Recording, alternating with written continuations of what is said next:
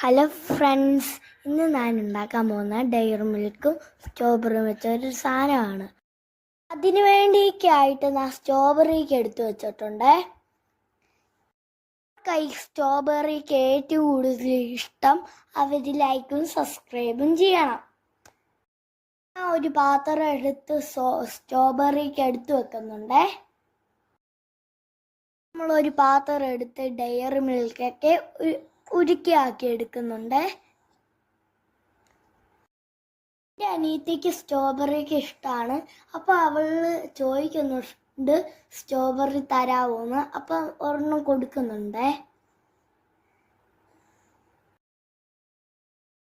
ഇനി നമുക്കിത് അപ്പം നമ്മൾ സ്ട്രോബെറി, ഇത് നല്ല മധുരമുള്ള സ്ട്രോബെറിയാണ്, അതല്ലാതെ നല്ല ഫ്രഷാണ് കേട്ടോ. അതൊരു പാത്രം വെച്ച് നമ്മൾ സ്ട്രോബെറി ഡയറി മിൽക്ക് ഉരുക്കിയെടുക്കും.